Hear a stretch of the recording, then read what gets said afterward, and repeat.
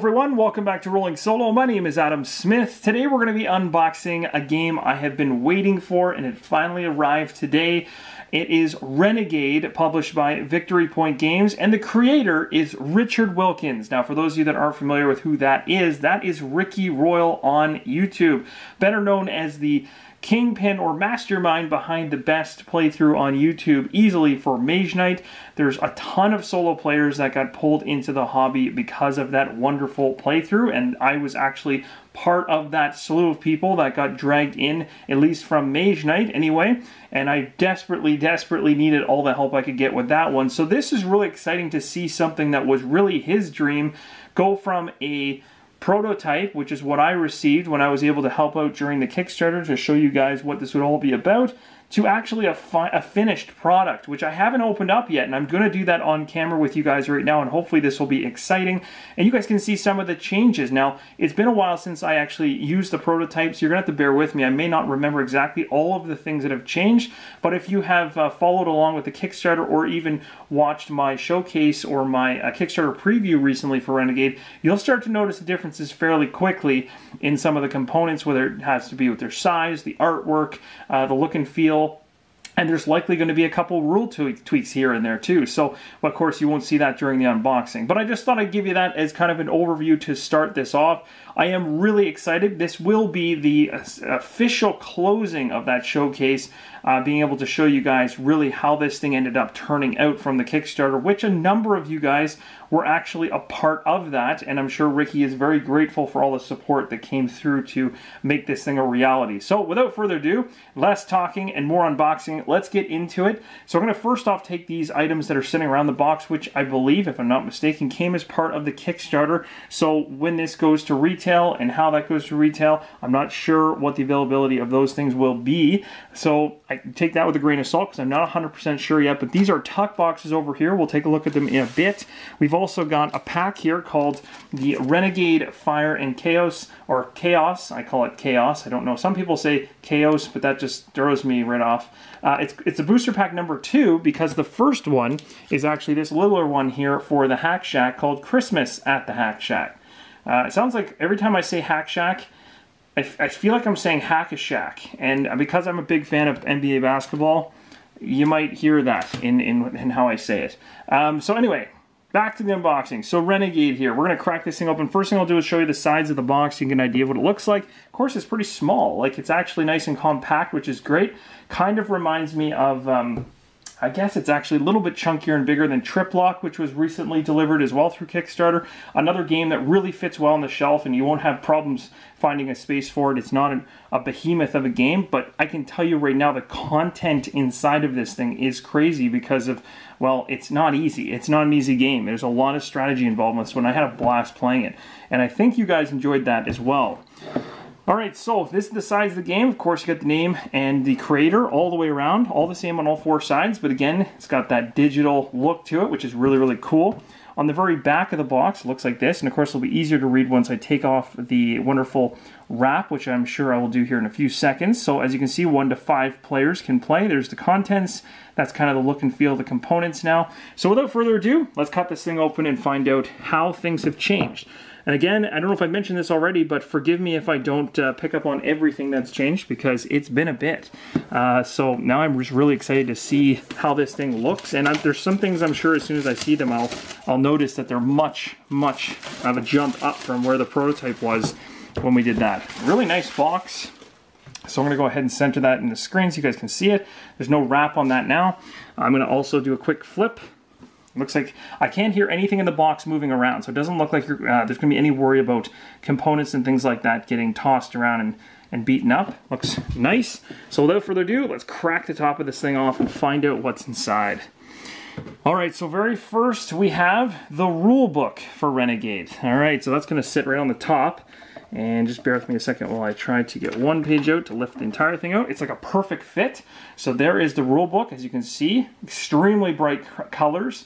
Definitely pops. It almost looks like it's LED just on the booklet itself. Really good job with the artwork. I like it. Rulebook wise, I'm not going to spend too much time on it, but I'll give you a little idea as to how it's laid out without trying to show you too much shimmer on screen and blind you. So looks like they did a good job. Now remember, when I went ahead and did this as a Kickstarter preview, the rulebook was in prototype form. So this is already a massive, massive jump from where the prototype was at the time. Of course, a lot easier to look, understand, and everything. You've got the whole setup here, which is something that we covered on the channel. Of course, with the finalized rulebook and everything else, there might have even been some changes that happened rules-wise, so it's always a smart idea even when you're watching somebody's playthrough on YouTube, especially if it's a Kickstarter preview, to always check the rulebook and read it through, because little things change during the Kickstarter at times, and that's just the game being tweaked to its best. So it's always a good idea to read the rulebook over again yourself. So again, good pictures, good use of pictures and icons and things like that throughout the book. So there's some reading there, but again, it's a small book. It's not a large book. My hand's about the size of the book, maybe a little less. But page-wise, you're looking at about 31 pages. So it's not awfully long. It has a nice sequence of play in the back, the actions list, your card commands, the super massive computer countermeasures. So you got all that kind of thing there, as well as some iconography in terms of what things are. Next up, let's get into wonderful punch boards. This is always fun. So now I can tell you right now, right off the bat, these things are so much bigger. And I can tell just from pulling this out right away, I think the original blue, to be totally honest, was probably maybe 4 of these sections, I think, in size as a prototype. It might have even been a little less. This is a huge improvement, because what I was finding during the prototype when I was playing with it was that the tokens were taking up so much of the different spots or different partitions that essentially it would get a little clogged up at times and hard to actually see things on that partition when it really got heavy. So it's really nice to see that they increase the size, and again, that's likely due to the fantastic funding. Again, I'm not going to be able to speak to the fact that the other side is different. There might be a different way to play this, because I know when the prototype was there, it was, I believe everything was giant colored sections. This might have been something that was unlocked during the campaign to allow for different colored partitions to be part of the same server, if I'm not mistaken in that terminology. So that's kind of cool. Of course, you got all the different icons here represented in tokens. So I'm not even going to bother trying to remember them all. Some are called Contagion, and there's viruses and everything else. So very, very cool. Looks great. I'm not concerned at all about what I'm seeing here in terms of quality. Looks nice and clean. There doesn't appear to be any dust coming off the cardboard. Looks like it's, I'll just pop one out here for you guys. Easily pops out. Doesn't even take any effort at all, which is always nice, because you're not going to struggle or worry about getting chunks of cardboard stuck.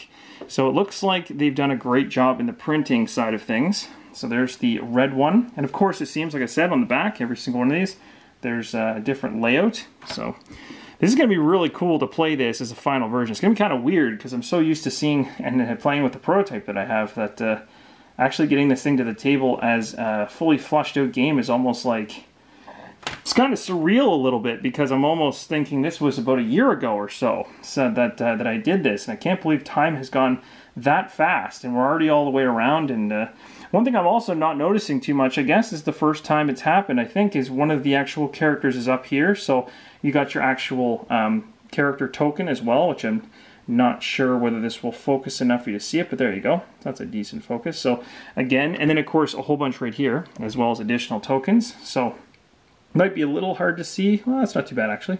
Comes through good, pretty good. So, but I like the colors. The use of colors is what is really cool about this one. And it looks like they did a really good job in terms of the vibrancy of the colors, because that was something about the game that I really liked, was how bright it was. Okay, so after that, you've got yourself some dashboards for your characters. So here's one of the characters here, Rupert. You've got Tilda Sweet. I think it was Tilda that we used during the Kickstarter preview, if I'm not mistaken. Hetty and Monty, although it could have been Monty, I forget. And Oshin Nero. Yeah, I'm pretty sure it was Tilda Sweet we used. I could be mistaken, but it has been a bit. But again, you've got the key code up here to remind you all the different symbols and things like that, and the different icons and what they mean, which is great. The action list is here. I've also heard they've made tweaks to the action list that are different from what they were during the Kickstarter prototype rules. So essentially, what I was looking at when I was playing through it, I think some of the iconography and some of the wording was, you know, at times it was tough to differentiate what was being said. And I think what they did was they did a good amount of work work on making sure that this was as clear as possible, which is always fantastic because the actions are, in this game, very, very important, and to know exactly how they work without any confusion is important. So it looks like they've done a really good job of cleaning that up. It's really easy to read, and of course, once you know the icons, you're running without any issues. So that's really good. I like it. We've got ourselves some plastic baggies, which is nice to be able to pack things away. Looks like we got some stands. I'm not going to bother taking these out because they're like any other stand you'd see in any other board game out there. Oh, these are cool. So these are the, oh, I forget the name of these. I'm going to get shot later for this. But these are dice that are specific, I think, to the partitions or the server dice. I forget the exact name, but they're screen printed, or they're, I don't even know. I can't tell. No, they're not screen printed dice, but they're really nice. Maybe they are. Actually, I think they are. Yeah, they look like it. That's really cool. So they're a huge step up. I don't know if you guys remember the prototype ones. The prototype ones were gigantic dice that were plastic, and the decals or decals or stickers were essentially set into the plastic. It looked okay. It was all right. It worked, but they certainly were nowhere near this quality. This is really nice. And of course, it even, I'll show you. That just sounds wonderful. All right, so there's 2 dice right there, but that's not all the dice. There's actually some really cool custom dice.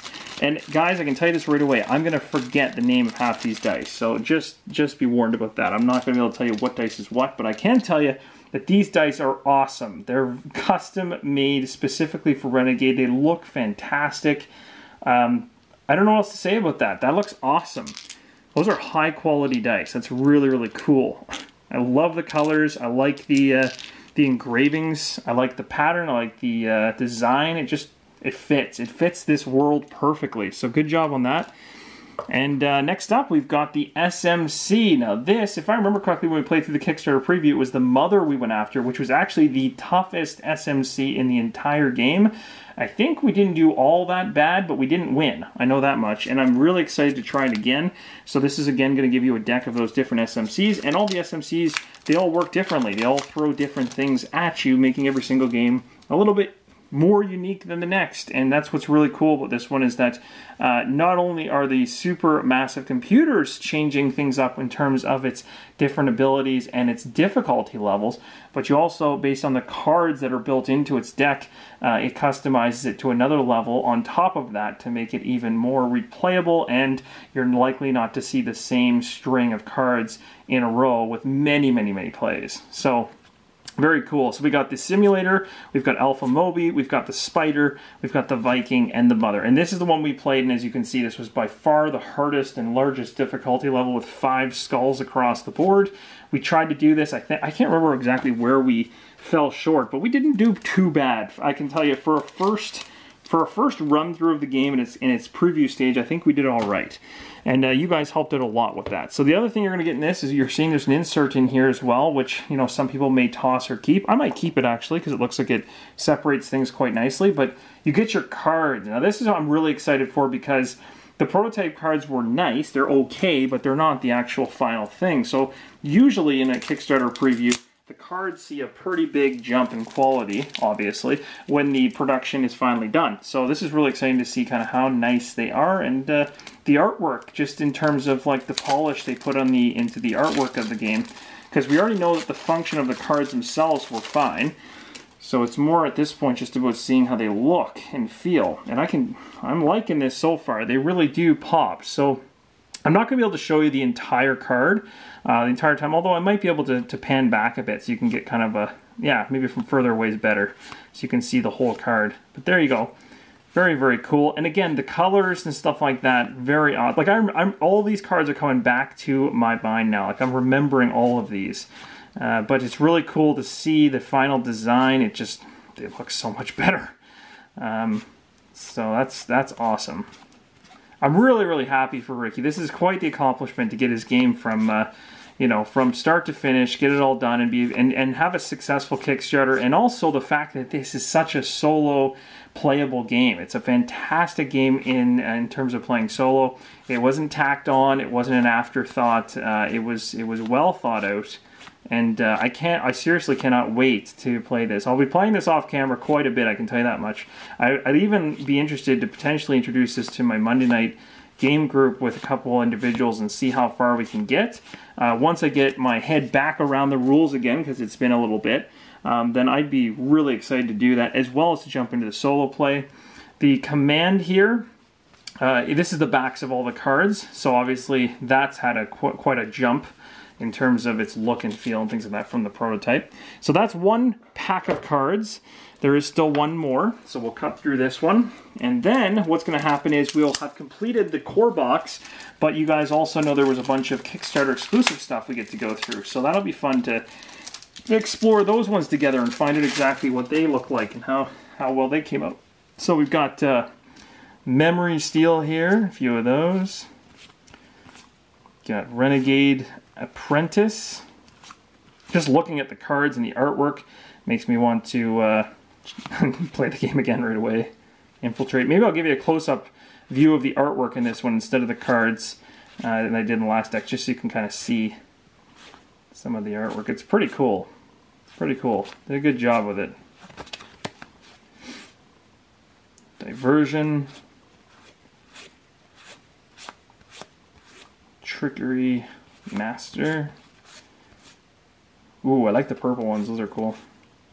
They really pop. Oh yeah, okay. So, and then this is what I was talking about, having that extra layer of replayability is when you start building this deck out, which again, I totally forgot the name of, and I should be slapped for that. But essentially, you build these cards out like you would, I don't know, I'm trying to think of a good example. I think I use the comparison of Eldritch Horror when you're creating an ancient one. Essentially, you have your big bad, which I guess is a super massive computer, and then you're using random cards to basically create a deck of different things that are going to hit you hard like a ton of bricks. And the replayability comes from the fact there's a number of these cards, and of course they won't always come out in the same order, and you're going to have different gameplay mechanics based on the abilities on the cards, different goals, different fail and succeed events. So every one of these has a goal in the front.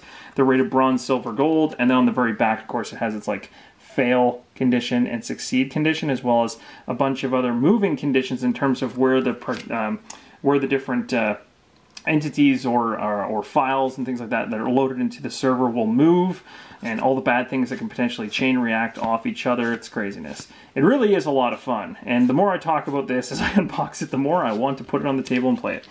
Okay, so that is going to cover the core box, which is well done. I'm really happy. I don't have anything to say that's negative on that one. I don't think there is anything I could possibly say that could be negative.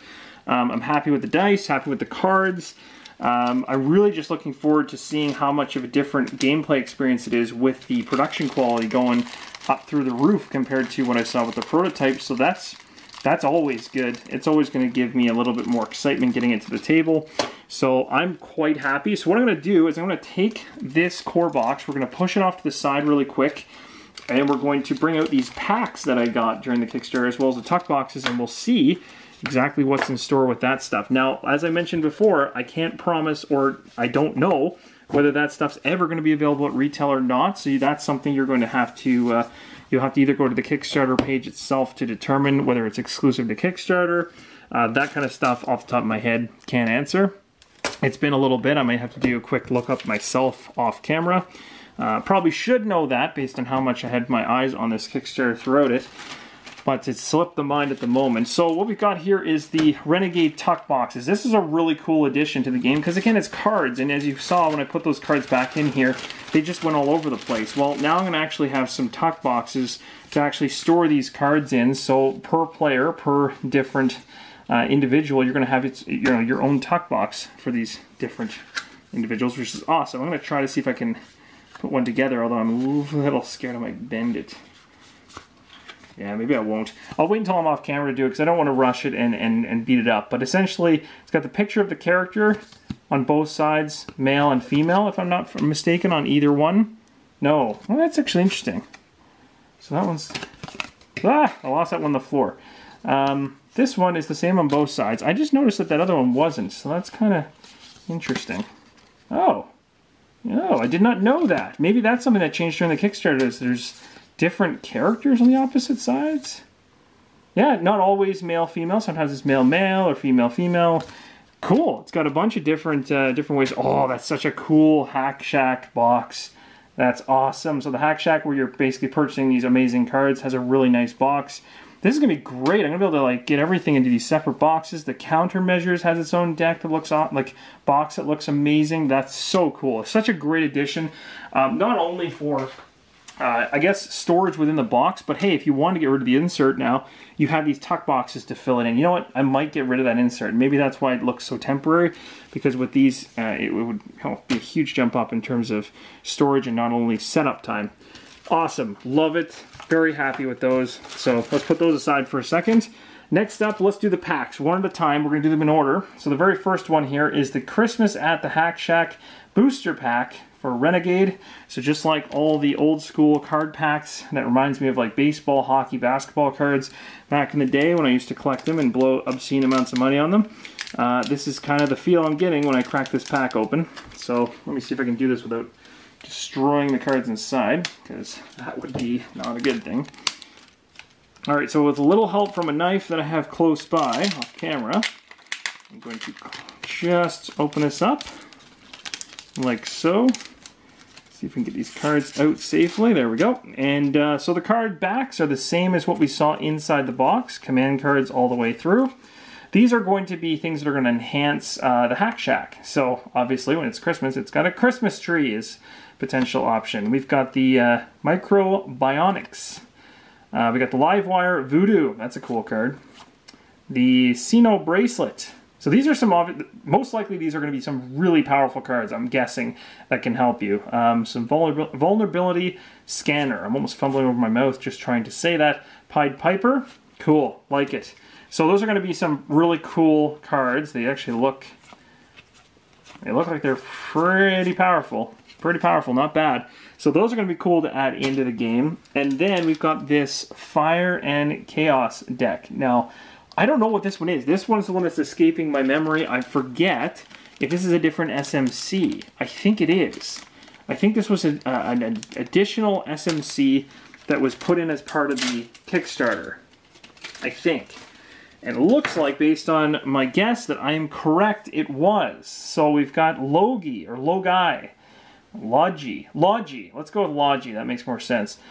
Okay, so there it is. And it's a 4 difficulty, so it's obviously not an easy one. So you got a brand new SMC to add into the pile. That's awesome. I mean, that's replayability right there.